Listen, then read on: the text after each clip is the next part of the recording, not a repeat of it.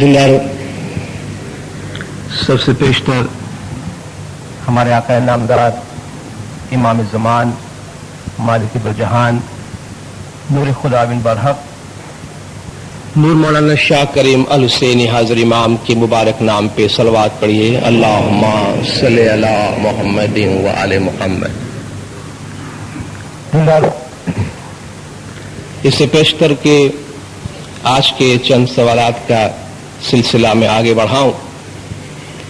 گزشتہ جمعہ کے اپنے واعظ کے ایک دو نکات کو میں پھر سے ایمفسائز کرنا چاہتا ہوں۔ وہ یہ ہے کہ اسماعیلی طریقہ دین اسلام کا ایک جزو لازم ہے۔ ہمارا دین، ہم سب کا دین اسلام ہے، اور مسلمان ہونے کے ناطے اسلام کے تمام بنیادی عقائد اور اسلام کے تمام بنیادی ارکان ہمارے عقائد اور ہمارے ارکان ہیں۔ ان سب پر ہمارا ایمان اور ان سب پر ہماری پریکٹس ہے۔ اس لیے ان میں سے کسی ایک یا دو رکن کو ماننے یا نہ ماننے یا اس پہ عمل نہ کرنے کا کوئی سوال ہی پیدا نہیں ہوتا۔ البتہ چونکہ اسماعیلی طریقہ ایک باطنی طریقہ ہے، ہمارے نزدیک دین اسلام کے تمام ارکان کی ایک تاویلی پہلو اور باطنی پہلو بھی موجود ہے جو ہمارا اپنا انٹرپریٹیشن ہے۔ اس لیے دین اسلام کے کسی رکن پہ عمل نہ کرنے کا سوال ہی پیدا نہیں ہوتا۔ دوسری بات، تمام مسلمانان عالم کی طرح ہمارا یہ ایمان اور عقیدہ ہے کہ قرآن اللہ کا کلام ہے، قرآن اللہ کی کتاب ہے، اس لیے اس قرآن پر ہمارا ایمان ہے۔ لیکن تمام شیعان علی کی طرح ہمارا یہ عقیدہ ہے کہ خدا کے فرمان کے مطابق قرآن کا جو صحیح انٹرپریٹیشن ہے وہ راسخون فی العلم جانتا ہے، یعنی زمانے کا امام۔ ہم اسماعیلی قرآن حکیم کو زمانے کے امام کی تعلیمات کی روشنی میں دیکھتے ہیں، اور حضور نے بھی قرآن اور امام، قرآن اور اطرت دو چیزیں اپنے پیچھے چھوڑی ہیں۔ اس کا یہ مطلب ہرگز نہیں کہ اسماعیلی کسی بھی طرح قرآن پہ نہ ماننے، قرآن کو نہ پڑھنے یا قرآن پہ عقیدہ نہ رکھنے کا کوئی اظہار کرتے ہو۔ میرے خیال سے اگر کوئی غلط فہمی ہوئی ہے تو آپ اپنے دل سے دور کر دیجئے گا۔ آج جو سوال ہم لیتے ہیں اس میں پہلا سوال یہ ہے کہ اہل بیت سے کیا مراد ہے، اہل بیت میں کون شامل ہے، اور کیا وجہ ہے کہ امام نے کہیں کہیں اپنے فرمان میں اپنے چند مریدوں کو اہل بیت میں شامل کرنے کا فرمان فرمایا ہے۔ اہل بیت ایک قرآنی ٹرم ہے، اور جس سے مراد حضور اکرم صلی اللہ علیہ وآلہ وسلم صلوات اللہ علیہ کا خاندان ہے، اور خاندان سے آپ کا نورانی خاندان مراد ہے، آپ کے فیملی کے تمام افراد نہیں۔ جب ہم اہل بیت کہتے ہیں تو شیعان علی کا یہ عقیدہ ہے کہ اہل بیت سے مراد حضور اکرم، مولا مرتضی علی، حضرت بی بی فاطمہ الزہرا، حضرت حسن اور حضرت امام حسین صلوات اللہ علیہم۔ اہل بیت سے مراد یہ پانچ ہستیاں ہیں جنہیں پنجتن پاک بھی کہا جاتا ہے۔ قرآن حکیم کی دو ایسی آیات ہیں کہ جن کی وضاحت کے طور پہ، جن کی پریکٹیکل انٹرپریٹیشن کے طور پہ حضور نے یہ واضح فرمایا کہ میرے فیملی ممبر، میری اہل بیت سے کیا مراد ہے۔ ایک مرتبہ حضور اپنی زوجہ ام سلمہ کے گھر میں تھے تو قرآن کی یہ آیت نازل ہوئی کہ انما یرید اللہ لیذہب عنکم الرجس اہل البیت ویطہرکم تطہیرا۔ اے اہل بیت رسول، خدا چاہتا ہے کہ تم سے ہر برائی کو، ہر نجس کو دور رکھے اور تمہیں ایسا پاک رکھے جیسا کہ پاک رکھنے کا حق ہے۔ جب قرآن کی یہ آیت نازل ہوئی تو حضور نے فرمایا کہ علی کو بلاؤ، فاطمہ کو بلاؤ، حسن اور حسین کو بلاؤ۔ جب یہ پانچوں ہستیاں ایک جگہ جمع ہو گئیں تو حضور کے پاس جو کملی تھی، آپ کی جو چادر تھی، وہ آپ نے ان سب پہ اڑا دیا، آپ خود بھی اس کے نیچے آ گئے، اور آپ نے فرمایا کہ اے خدا، یہ میری اہل بیت ہے، تو انہیں ہر قسم کی برائی سے، ہر قسم کی نجس سے دور رکھنا۔ اتنے میں حضور کی زوجہ ام سلمہ دوڑتی ہوئی آئی اور کہا کہ یا رسول اللہ، کیا میں آپ کی اہل نہیں ہوں؟ میں آپ کی فیملی میں نہیں ہوں؟ آپ نے فرمایا کہ تو بہت اچھی ہے، نیک راہ پر ہے، تو خیر میں ہے، لیکن اہل بیت میں تیری جگہ نہیں ہے۔ اسی طرح نجران کا عیسائیوں کا ایک گروہ ایک دفعہ حضور کے پاس حضرت عیسیٰ علیہ السلام کی پیدائش کے بارے میں اور ان کا یہ عقیدہ کہ وہ خدا کا بیٹا ہے وہ منوانے اور اس پہ آرگیومنٹ کرنے کے واسطے حضور کے پاس آئے۔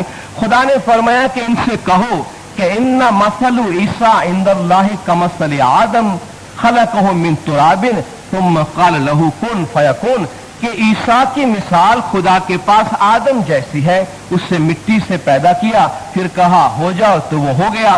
جب آدم اس طرح پیدا ہوا پھر بھی اسے خدا کا بیٹا نہیں کہا جاتا، تو حضرت عیسیٰ کو خدا کا بیٹا کیسے کہا جائے؟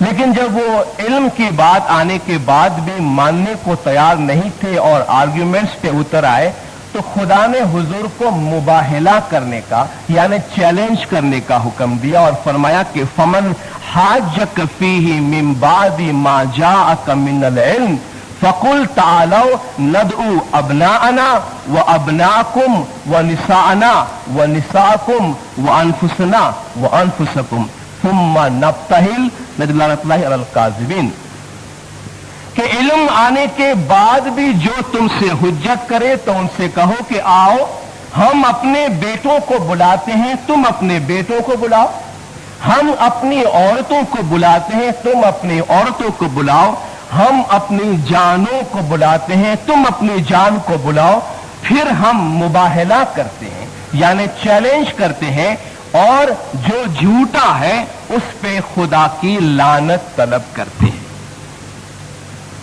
اس آیت کے مطابق حضور نے ابناءنا یعنی اپنے بیٹوں کی جگہ پر اپنے نواسوں کو لے آئے، حسنین علیہ السلام کو لے آئے،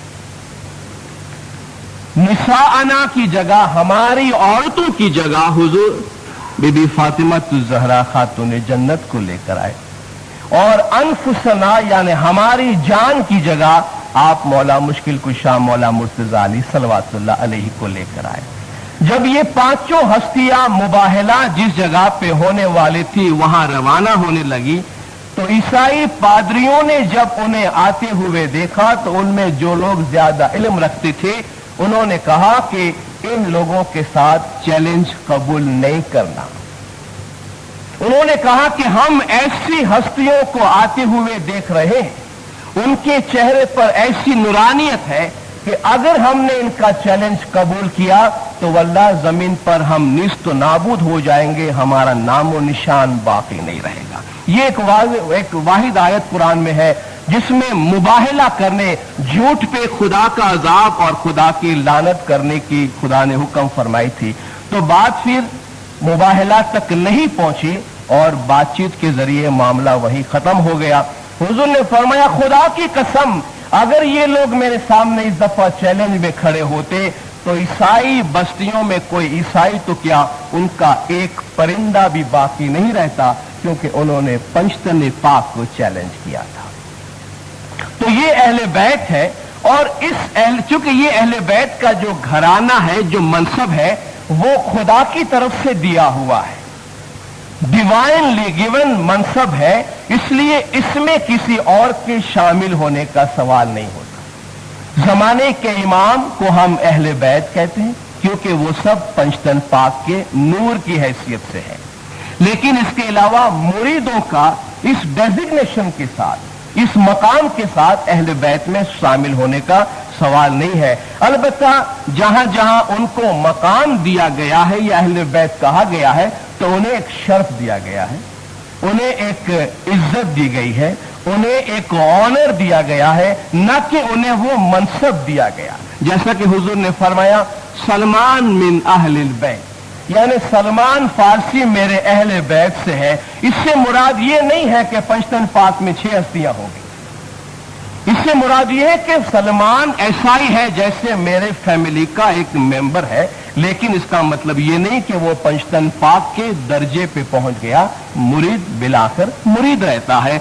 इसी तरह मौला ने अपने 48वें जामे में कितने मुरीदों के वास्ते फरमाया, वारस मोहम्मद रेमू के लिए, वजीर रहीम के लिए, वजीर बसर के लिए मौला ने फरमाया कि ये सब हमारे नूर में मिल गए हैं और ये अहले बैत जैसे हो गए हैं। तो जिस तरह एक ऑनरी डिग्री दी जाती है किसी को, एक एजाजी डिग्री दी जाती है, इस तरह एक एजाज और शर्फ दिया जाता है। जैसा कि पीर सब्ज अली रहमतुल्लाह अलैहि को पीर का पोस्टह्यूमसली एक खिताब दिया गया। पीरातन एक डेजिग्नेशन है।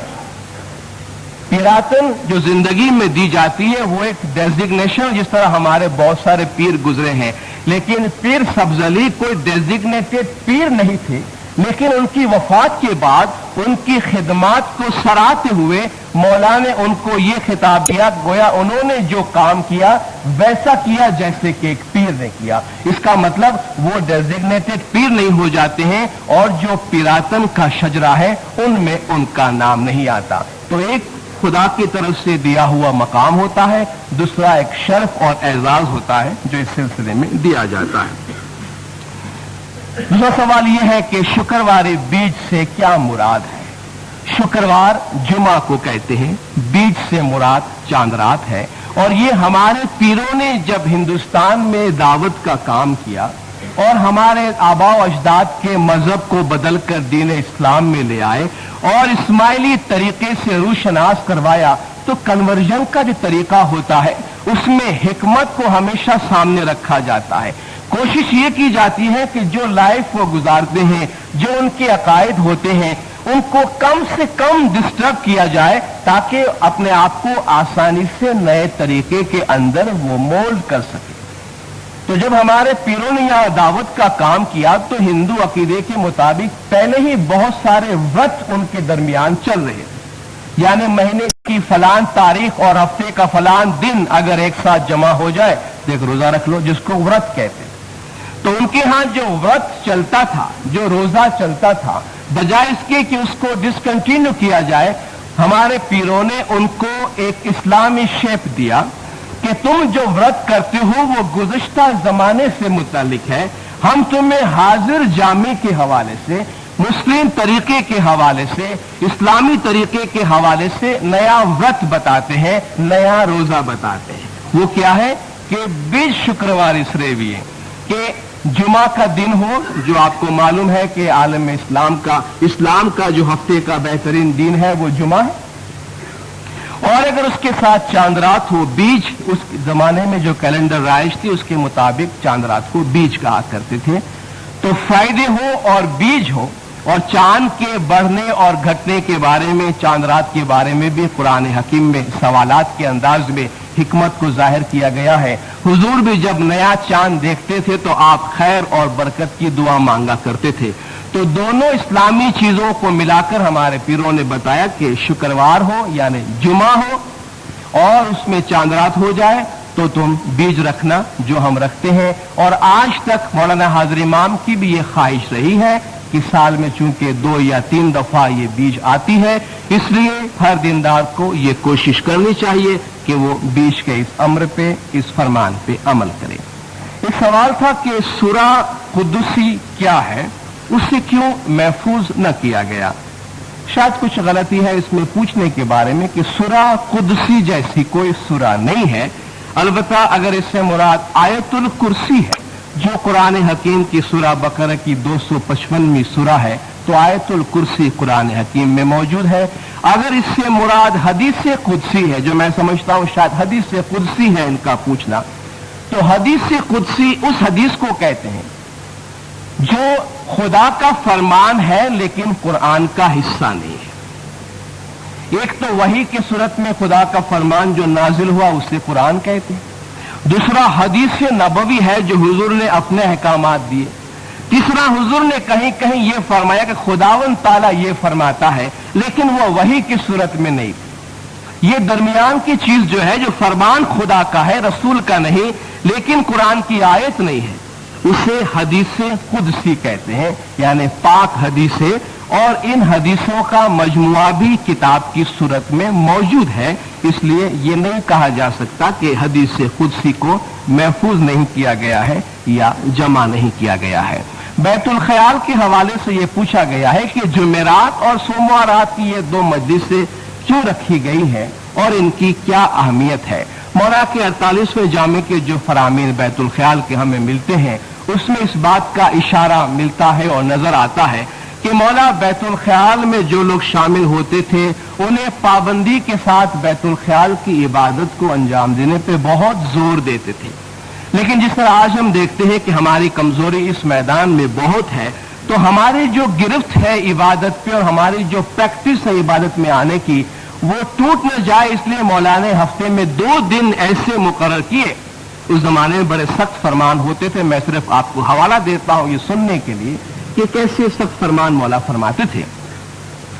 मजलिस रात के लिए मौला ने फरमाया था, खुदा न खास्ता आपकी हालत ऐसी हो, आप ऐसे बीमार हो कि 4 आदमी आपको खटिए पे डाल के उठा के जमात खाने ले आए, तब भी आपको जुमे सोमवार रात की मजलिस में जरूर आना चाहिए। मौला इतनी अहमियत देते थे। आज हाज़िर इमाम जो फरमान फरमाते हैं वो ये है कि अगर आपकी तबीयत सही नहीं है, आप बराबर तबीयत में महसूस नहीं करते, तो आपको बंदगी नहीं करनी चाहिए। जब आप सेहतमंद है आप उस वक्त बंदगी करें। इसकी वजाहत आमतौर पे होती रही है, लेकिन उस वक्त एक प्रैक्टिस डालने के लिए और हैबिट डालने के लिए मौला ने जमात पे ये जोर दिया था, और जो आज तक मजलिस के हवाले से हमारे पास मौजूद है। और अच्छी अलामत है कि हमारे दीनदार जमात के खास तौर पे हफ्ते के इन 2 दिनों में बैतुल ख्याल में आने की कोशिश करते हैं। तो कम से कम अगर हफ्ते में 2 दफा भी बैतुल ख्याल के लिए आया जाए तो उसकी प्रैक्टिस इबादत के लिए माकूल तौर पे रहती है और बरकरार रहती है। जब आबिशफा होता है जमात में जुमा के दिन या सुबह, तो पूछते हैं कि उस दिन हम दुआनियत खैर दरमियान में क्यों नहीं पढ़ते हैं और बिल्कुल आखिर में क्यों पढ़ते हैं, जबकि वैसे रोजाना हर दुआ हर तस्बीह के बाद आप दुआनियत खैर पढ़ते हैं। दुआनियत खैर पढ़ना आमतौर पर इस बात की अलामत होती है कि जो मजहबी काम आप कर रहे थे वो तमाम हुआ, और रोजाना जो हम दुआ पढ़ते हैं या तस्बीह पढ़ते हैं वो इंडिविजुअली उसकी अपनी अपनी आइडेंटिटी है। वो अमल पूरा होता है तो दुआनियत खैर पढ़ ली जाती है। लेकिन जिस दिन आबिशफा हो, चांद रात जुमा को या सुबह को, तो आप देखते हैं कि पहली दुआ से पहले हम एक दुआ देते हैं जो आबिशफा की दुआ होती है। जो उसकी कायम करने की जो दुआ है उस वक्त जाके वो बात खत्म होती है। इस दौरान जो हमारी दोनों दुआएं हैं वो आबिशफा की दुआ के साथ लिंक हो जाती है। इसलिए आप पहली दुआ पढ़ने के दौरान आप देखते हैं कि आबिशफा की प्यालियों में आबिशफा डाला जाता है। तो गोया आबिशफा स्थापने की दुआ से लेके आबिशफा कायम करने तक की दुआ के दरमियान जो हमारे मजहबी अमाल है वो आपस में लिंक हो जाते हैं, वो इंडिविजुअल नहीं रहते। इसलिए दुआनियत खैर की दुआ जो है वो आबिशफा कायम करने के बाद दी जाती है, जबकि ये कहा जाता है कि अब जमात का काम जो है वो तमाम हुआ। यही वजह है कि आबिशफा जिस दिन हो उस दिन दरमियान में दुआनियत खैर नहीं पढ़ी जाती। आबिशफा पीते वक्त क्या दुआ मांगनी चाहिए? मौला के 48वें जामे का फरमान है कि जब तुम नियाज आबिशफा पीते हो, अपने हक में दुआ मांगते हो, अच्छी बात है, लेकिन तुम दूसरों के हक में दुआएं मांगो, दीन भाइयों के हक में दुआएं मांगो, तो इसमें ज्यादा बेहतर है। तो पहली बात तो ये हो गई कि दीन भाइयों के हक में दुआएं मांगना बेहतर है। लेकिन आमतौर पर देखा गया है कि बहुत दफा आबिशफा की प्याली काफी देर तक हाथों में रखकर लोग दुआएं मांगते हैं, इस ख्याल से कि शायद जितनी देर आप दुआ मांगेंगे शायद वही घड़ी है जिसमें वो दुआएं कबूल होती है। तो बर्मा के मरहूम वजीर उकांजी ने मौला के हुजूर में एक दफा ये सवाल पूछा। उनके बारे में मौला का ये फरमान है कि हमारे मुरीदों में से उकांजी एक ऐसा मुरीद है, जब वो हमारे पास आते हैं तो दुनिया की बात नहीं करते हैं, दीन की बात करते हैं। और वो जब भी मौला के पास जाते, चूंकि वो खुद मिशनरी भी थे, तो हमेशा दीन के सवालात पूछते थे और उनके हवाले से बड़े सवालात के जवाब भी मौजूद है। तो उन्होंने मौला से ये सवाल पूछा था कि मौला, जब लोग आबिशफा पीने आते हैं तो बहुत देर प्याली हाथ में रख के और उस घड़ी पे दुआ मांगना जरूरी समझते हैं। मौला ने फरमाया, देखो उनको बोलो एक दुआ मांगे कि या मौला तू सगत जमात पे राजी हो जा, देखो, मौला राजी होता है तो उसमें सब चीजें आ जाती है। तो अगर एक मुख्तसर दुआ मांग ली जाए कि या मौला तू गज जमात पे राजी हो जा, तो एक तो रिजवान मिनल्लाहि अकबर, यानी खुदा की रजामंदी सबसे बड़ी चीज है, वो भी हासिल हो जाती है। और जब गज जमात के हक में दुआ मांग लिया तो जिस तरह के मौला का फरमान है कि दूसरों के हक में दुआएं मांगो, वो फरमान भी इसके साथ साथ अमल हो जाता है। एक सवाल पूछा गया कि मौला का एक फरमान है कि परमात्मा के काम करने में इबादत से भी ज्यादा फायदा है। मैं थोड़ी सी यहाँ क्लैरिफिकेशन ये करूंगा कि इसमें लफ्ज परमात्मा नहीं है लेकिन परमार्थ है। परमात्मा से मुराद खुदा है और परमार्थ से मुराद दूसरों की भलाई के लिए काम करना। परम अर्थ जिसे आप कहते हैं कि आप, जिसे हम अपनी जबान में खिदमत खल्क कहते हैं, अपनी जात के लिए नहीं लेकिन दूसरों के लिए काम करना। तो मौला का फरमान है कि परमार्थ का काम करना 1000 साल की इबादत से भी ज्यादा फायदा है। तो इससे क्या मुराद है? तो परमार्थ से मुराद खिदमत खल्क है। और ये जो फरमान मौला के 48वें जामे का हुआ था, उसका कॉन्टेक्स्ट ये है कि मौला ने वजीर डाया भाई वेलजी को उनकी खिदमात के हवाले से ये फरमान फरमाया था। उन्होंने एक बोर्डिंग हाउस शुरू की हुई थी जिसमें यतीम बच्चों को वो लाते थे, उनको संभालते भी थे, तालीम भी देते थे। तो उसके हवाले से मौला ने जो फरमान फरमाया 1923 का 7 मार्च का फरमान अहमदनगर का है। इमाम ने फरमाया कि वजीर डाया भाई वेलजी को कि आप पर और आपके खानदान पर हमारी कितनी रहमत है वो आपको मालूम है। आमाल अच्छे होने चाहिए जो सबसे बेहतर है। परमार्थ करके यानी दूसरों की भलाई का काम करके दूसरों को छुड़ाना वो 1000 साल की बंदगी से भी ज्यादा है। 1000 साल बंदगी करो उससे भी ये काम बड़ा है। तिजारत करो और पैसे कमाकर उसमें से दूसरे की भलाई का काम करो। जिस तरह वीरपुर में बोर्डिंग में वजीर डाया भाई करते हैं। 100 साल बंदगी करो, उससे दूसरी रूह को नजात दिलवाना वो ज्यादा है। करोड़ों रुपए कमाकर दूसरों की भलाई के ऐसे काम किया करो। फिर 1924 30 जनवरी को मौला ने वजीर साहब को ये फरमाया, जब वो बोर्डिंग के बच्चे उनके सामने रखे गए, मौला ने फरमाया कि पहले जमाने में लोग सर दे के शहादत का काम करते थे, वो शहीद होते थे। ये काम जो आप करते हैं, मौला ने फरमाया ये आप शहादत का काम करते हैं। ये बच्चे करोड़ों रुपए से भी ज्यादा है हमारे लिए, क्योंकि आपने मुरीद बनाकर, मोमिन बनाकर इमाम के हवाले किया है। एक और सवाल है कि पुल सिरात क्या है? पुल सिरात का लफ्ज आमतौर पर आप सुनते रहे होंगे। पुल सिरात के बारे में रिवायतों में ये बात आती है कि क़यामत के दिन एक पुल रखी जाएगी। तो वो उस पुल की नौइयत क्या है? कहते हैं, ये रिवायत है कि जन्नत में जाने का जो रास्ता होगा क़यामत में, वो जहन्नम के ऊपर से गुजरेगा। कुरान की एक आयत भी है, तुम में से कोई भी ऐसा नहीं जो जहन्नम के ऊपर से नहीं गुजरेगा। इसका इंटरप्रिटेशन अपनी जगह पे हो सकती है, लेकिन पुल सिरात की वजाहत ये करते हैं कि जन्नत में जाने का जो रास्ता है वो इंतहाई तंग पुल का रास्ता होगा जो बहुत ही बारीक होगा। जब एक्सट्रीम में जाते इसकी वजाहत ये करते हैं कि तलवार से भी ज्यादा तेज होगा वो रास्ता और बाल से भी बारीक होगा वो पुल, और उस पुल पर से गुजर के जन्नत में जा सकेंगे और पुल के नीचे जो जगह होगी वो जहन्नम होगी। उनका कहना है कि जो अच्छे अमाल किए हुए होंगे वो तो खेलते हुए और दौड़ते हुए पुल सिरात पर से गुजर जाएंगे। हुजूर अपनी उम्मत को यूं ही बड़ी मेहरबानी से इतने आराम से ले जाएंगे, किसी को पता भी नहीं चलेगा उसने पुल सिरात पार कर लिया। लेकिन जिनके अमाल बुरे होंगे वो पुल सिरात क्रॉस नहीं कर सकेंगे और कट कट के जहन्नम में गिर जाएंगे। ये जो जाहिरी इसकी वजाहत है पुल सिरात की वो ये है। मौला का फरमान 48वें जामे का पुल सिरात के बारे में है, जो हमारे इस्माइली इंटरप्रिटेशन की वजाहत करता है। मौला ने फरमाया, लोग कहते हैं कि मरने के बाद पुल सिरात है, ये बात झूठी है। आप आपकी जिंदगी पुलसिरात है। दुनिया में दुनिया के काम पुलसिरात हैं।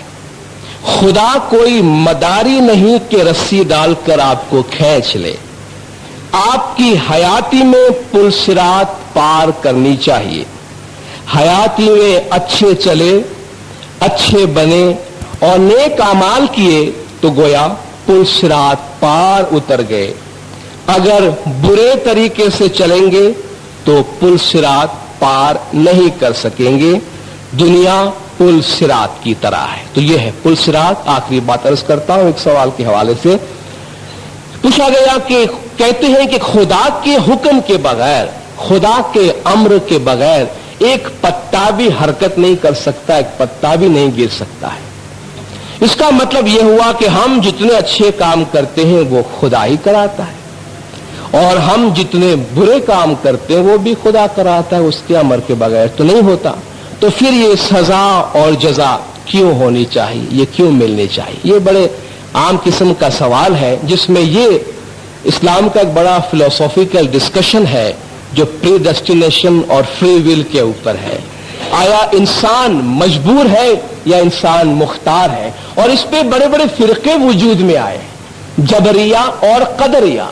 जबरिया जो ये कहते हैं कि इंसान मजबूर है, खुदा कराता है वही होता है। कदरिया कहते हैं इंसान आजाद है, जो खुद करता है उसके मुताबिक उसको बदला मिलता है। और इतने बड़े मसले को इस मुख्तसर से वक्त में हल करना बहुत मुश्किल है, और इसका कोई हल भी नहीं है। खुद मौला ने भी अपने इरशाद में हवाला इसकी तरफ दिया है कि ये बहुत ही डिफिकल्ट और बहुत बड़ा मसला है। लेकिन हम अपनी सतह पे, आम सतह पे जो बात करना चाहते हैं वो ये है कि अगर हम ये तस्वुर कर लेते हैं कि इंसान मजबूर है और खुदाई उसका हर काम कराता है, तो फिर दुनिया मेरे ख्याल से नहीं चल सकेगी। पहली बात तो जो खुदाई सिस्टम जमीन पे चल रहा है कि अंबिया आए, अइम्मा आए, हिदायत आई, किताबें आई, खैर और शर की बात की गई, उसका कोई सवाल ही पैदा नहीं होता। हर चीज खुदा के हुक्म के मुताबिक हो, तो फिर जो ये हमारे यहां पुलिस है या अदालत है उसकी भी कोई जरूरत नहीं। मौला रूम बड़ी तशबीह अच्छी देते हैं इसकी कि एक शख्स किसी के बागीचे में घुस के और दरख्त पे चढ़ के कुछ चोरी करने लगा। इतने में कोतवाल आया और डंडा लेके पीटने लगा। तो वो चोर कहता है कि मैं खुदा के हुक्म से चोरी कर रहा था और खुदा कर रहा था, मैं नहीं कर रहा था। मैं कहा बस आराम से बैठो, मैं भी जो कुछ कर रहा हूं वो भी खुदा ही कर रहा है, मैं कुछ नहीं कर रहा।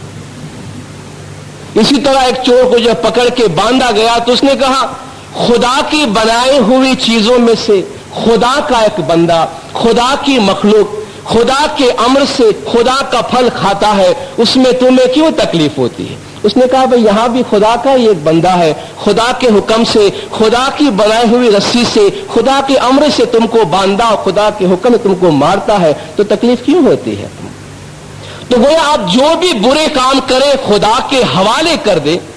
तो नासिर खुसरो फरमाते हैं कि अकूबत महालस्त अगर बुत परस्त बेफरमान इज्जत परस्तित सनम, कि अगर एक बुत परस्त खुदा के हुक्म से बुत की परस्तिश करता है तो सजा नहीं होनी चाहिए। इसका मतलब यह हुआ कि जन्नत, जहन्नम, सजा, जजा जैसी कोई चीज नहीं रहती और दुनिया का नक्शा बिल्कुल डिफरेंट होगा।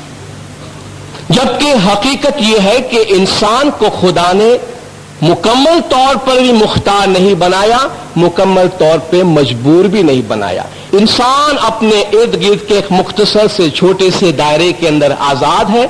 उसके बाद बहुत सी बातें ऐसी हैं जो उसके अपने इख्तियार में नहीं है। जो बात उसके इख्तियार में नहीं है उसकी सजा उसको नहीं मिलती है, जो बात उसके इख्तियार में है उसकी अकाउंटेबिलिटी जरूर होती है। इसलिए खुदा फरमाता है कि हमने इंसान को सबसे पहली बात जो चीज उसको हैवान से मुमताज करती है वो अकल दी है, और अकल में खैर और शर के दरमियान तमीज करने की सलाहियत मौजूद है। न सिर्फ ये कि इंटेलेक्ट दिया गया हमें, बल्कि उसके साथ साथ हिदायत भी दी गई कि क्या खैर है और क्या शर है। और खुदा फरमाया हदैनाहु सबील इम्मा शाकिरा व इम्मा कुफूरा, हमने तुम्हें रास्ते बताए, कुफर करो या शुक्र करो, तुम्हारी मर्जी की बात है। خدا فرماتا ہے کہ انسان کو وہی کچھ ملے گا الا ما سعى، جس کے لیے انسان کوشش کرے۔ ان اللہ لا یغیر ما بقوم حتی یغیروا ما بانفسہم، خدا اس وقت تک کسی قوم کی حالت نہیں بدلتا جب تک وہ خود اپنی حالت کو نہ بدلے۔ یعنی انسان خود محنت کرے تو خدا اس کا ساتھ دیتا ہے، خدا اس کو آگے بڑھاتا ہے۔ تو کہتے ہیں الایمان بین الجبر والقدر، یعنی ایمان جبر اور قدر کے درمیان ہے۔ نہ انسان کھلے طور پہ مکمل طور پہ آزاد ہے، نہ اتنا مجبور ہے کہ وہ جو اعمال انجام دیتا ہے اس کے بارے میں اس سے اکاؤنٹیبلٹی بھی نہ ہو۔ تو سرکار نے اپنے آپ بیتی میں میموئرز میں اس کی طرف اشارہ فرمایا اور ایک بڑا اچھا پیارا سا کمپرومائز ہم سب کو دیا ہے۔ وہ یہ ہے کہ ان اسلام the faithful believe in divine justice، اسلام میں ایک مومن جو ہے وہ خدا کے انصاف پر ایمان رکھتا ہے، and are convinced that the solution of the great problem of predestination and free will is to be found in the compromise that God knows what man is going to do but that man is free to do it or not۔ مولانا نے فرمایا اس کا بہترین compromise یہ ہے کہ انسان مجبور ہے یا مختار، کہ خدا جانتا ہے کہ انسان کیا کرنے والا ہے، یہ خدا کے علم میں ہے، لیکن انسان وہ کام کرے یا نہ کرے اس کے لیے وہ انسان مختار ہے۔ یعنی انسان آزاد ہے کہ وہ کس طرح اپنے اختیار کا استعمال کرے، لیکن وہ اپنے اختیار کا استعمال کس طرف کرے گا وہ خدا کو علم ہے، اور چونکہ خدا نے انسان کو عقل دی ہوئی ہے اس لیے خدا نے اس کو آزاد رکھا ہے کہ وہ اپنا فیصلہ کرے اور اس کے فیصلے کے مطابق اس کا حساب کتاب ہو۔ دینداروں، میں اپنا آواز آج یہاں بند کرتا ہوں۔ 2 ہفتے تک پھر سے آپ نے مجھے سنا، بولنے کا موقع دیا، ڈسپلن سے آپ نے سنا، آپ سب کا بہت بہت شکریہ۔ مولانا حاضر امام گج جماعت کے تمام گناہ معاف کرے، سب کی نیک امیدیں پوری کرے، آخری دم تک ایمان سلامت رکھے، سکھی سلامت و آباد رکھے، دیدار نصیب کرے۔ صلوات پر دیندارو، اللہم صلی علی محمد و آل محمد۔ کھانا ودان حاضر امام ایمان دیدار نصیب کرے۔